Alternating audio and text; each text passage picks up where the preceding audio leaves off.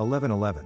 A young girl suffered from insomnia, and throughout the night she'd often wake up for no reason. One night she awoke, and in the daze of half sleep, she blinked in the darkness. Just for a second, she thought she saw a pair of reptilian eyes gazing at her in glowing red. She sat up and stared at them, quickly realizing that it was only her clock. It was 11:11. She sighed and tried to go back to sleep. The next night, she awoke and instantly looked at the clock. It was exactly 11:11. This began to repeat itself night after night, sometimes even during the day. For no reason whatsoever, she would stop whatever she happened to be doing, and spin around to look at the nearest clock, always at 11 minutes past 11 o'clock. As her insomnia got worse, she thought she'd try some white noise to help her sleep. She turned on her clock radio to play music softly. It worked well, so she kept doing it for the next few nights. One night, she awoke with a terrible start, covered in cold sweat. Rather than being in a sleepy daze, she was completely awake now. The radio was still on, but instead of music, she heard static, and a lot of erratic clicking noises. Breathing heavily,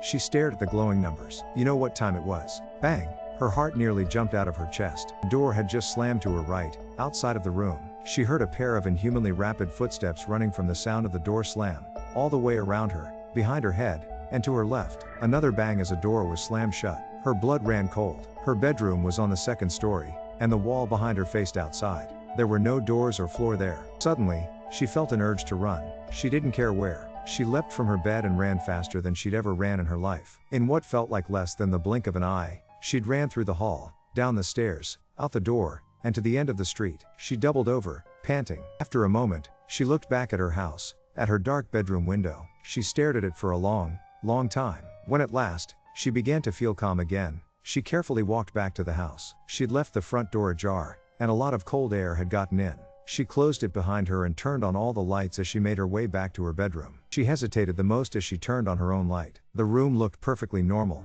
but as soon as she heard the static coming from the radio, she rushed over and switched it off. After that night, she never listened to that radio again.